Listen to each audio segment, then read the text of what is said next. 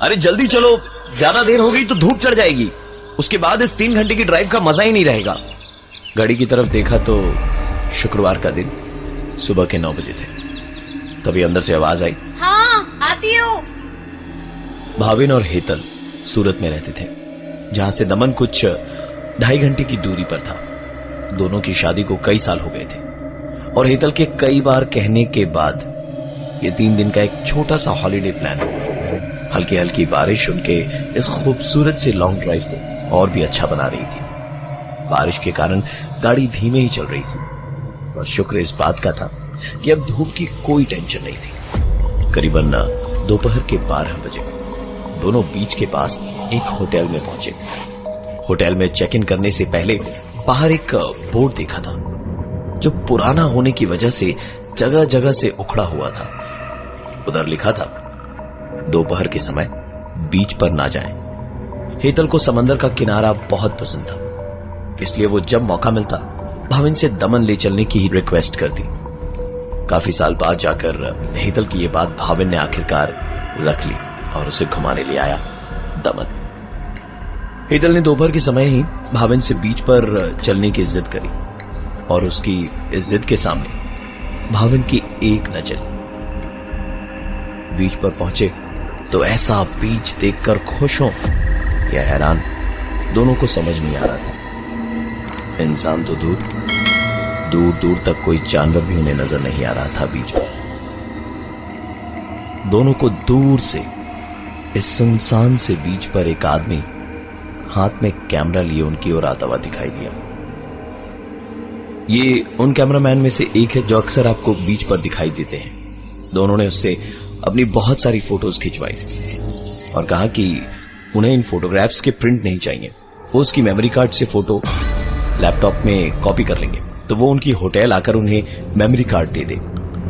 Photographer को अपने hotel का नाम बताकर दोनों बीच पर कुछ समय बिताकर होटल चले गए, जिधर रिसेप्शन का स्टाफ हेतल को बड़ी गंदी नजरों से देख रहा था, जिसे लेकर एक बहस छिड़ी और भाविन और हेतल ने वो होटल छोड़ दिया।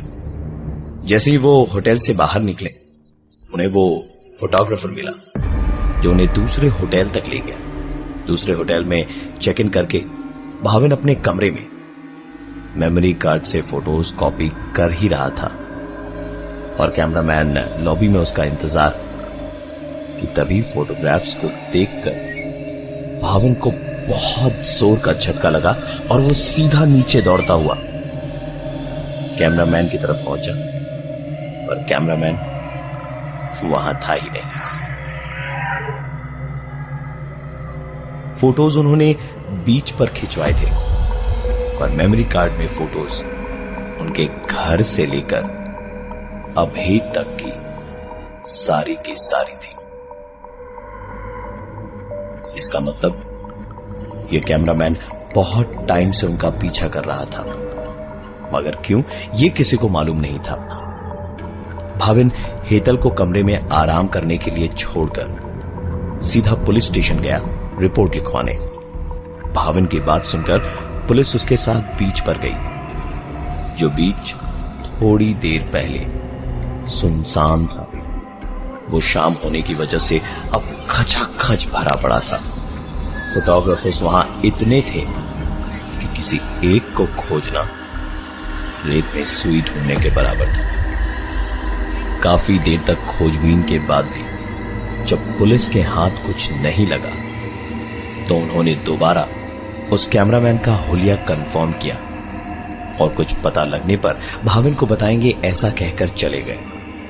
भाविन जब होटल पहुंचा तो रिसेप्शन पर स्टाफ ने कहा, सर कोई आपसे मिलने आया था पर आप रूम में नहीं थे, इसलिए ये मेमोरी कार्ड मैंने रख ली, ये उसी ने दी है।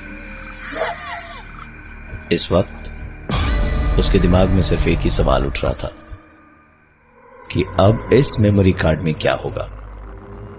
मेमोरी कार्ड लैपटॉप में लगाने से जो तस्वीरें दिखी वो देख उसे यकीन नहीं हो रहा था कि वो क्या देख रहा है। ये सारी तस्वीरें थी भाविन की होटल से निकलकर पुलिस स्टेशन तक जाने की, वहां से बीच तक जाने की। फिर वहां से होटल आने की और रिसेप्शन पर होटल के स्टाफ से मेमोरी कार्ड लेने की, और आखिरी तस्वीर थी वो जहां वो अपने लैपटॉप पर इन सारी तस्वीरों को देख रहा था। उन्हें शक था उसी फोटोग्राफर पर जो उन्हें बीच पर मिला। यह फोटोग्राफर भाविन और हेतल को दोपहर के टाइम बीच पर मिला था, इसलिए इसे ढूंढने के लिए वो दोबारा उसी वक्त उसी जगह पहुंचे। ये बीच ठीक कल की तरह बिल्कुल सुनसान था। थोड़ी देर इंतजार करने के बाद भाविन को वही फोटोग्राफर दूर से उनकी तरफ दौड़ता हुआ आता नजर आया। उसने पास आकर बोला, अरे सर, आप बिना बोले होटल छोड़कर कहां चले गए थे? ये लीजिए आपकी सारी फोटोग्राफ्स इस मेमोरी कार्ड में है। आप कौन से होटल में बता दीजिए, मैं वहां आकर शाम को ले जाऊंगा। भाविन ने उसकी एक बात नहीं सुनी और सीधे पुलिस को फोन लगा दिया। वो भाग न पाए इसलिए भाविन उसे छोड़ ही नहीं रहा था और उसे जकड़ के रखा था। मानी मन भाविन को इतना सुकून था कि कम से कम अब वो परेशान नहीं होगा और उसे पता चलेगा कि आखिर ये कर क्यों रहा था ऐसे।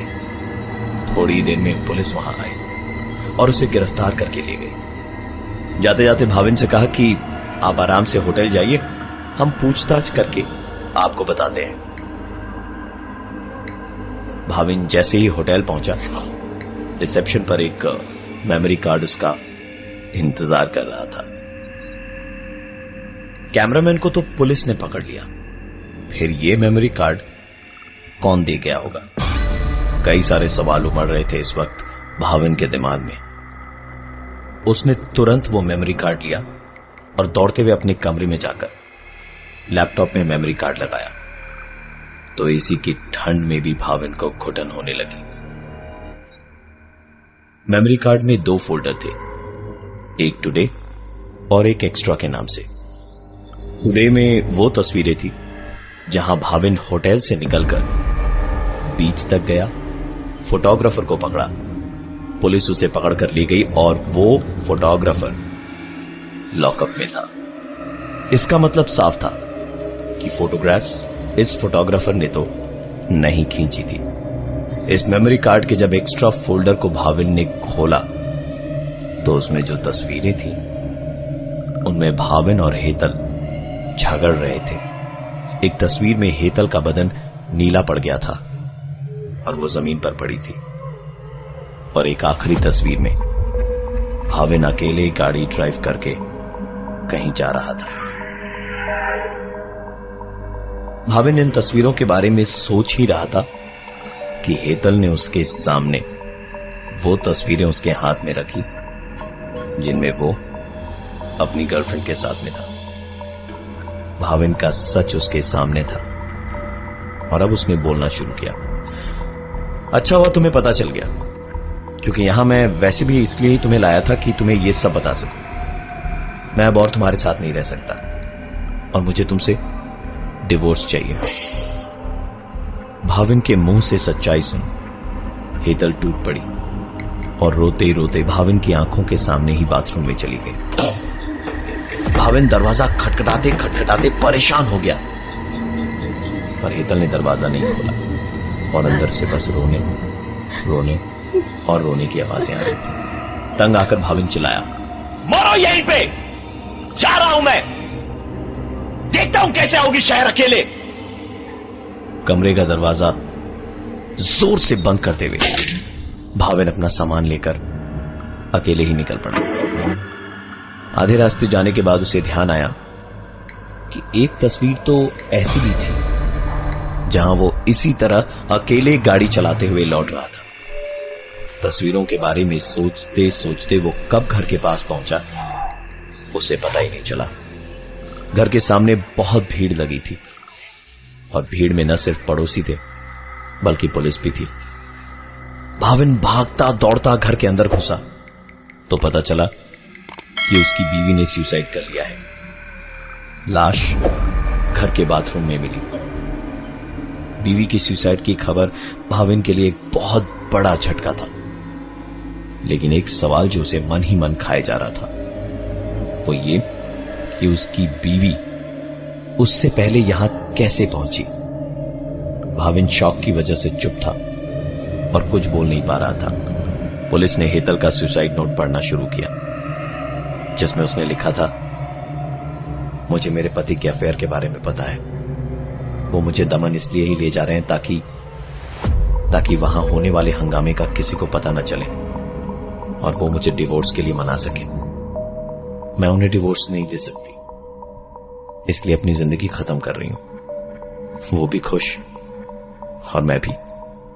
सुसाइड नोट की आखिरी लाइन थी, भाविन अब मैं सिर्फ तस्वीरों में ही तुम्हें दिखाई दूंगी। पोस्टमार्टम रिपोर्ट में पता चला कि हेतल की मौत शुक्रवार के दिन सुबह 8 बजे हुई थी। अगर ये सच है तो फिर शुक्रवार के ही दिन सुबह 9 बजे भाविन के साथ निकलकर 2 दिन उसके साथ कौन था?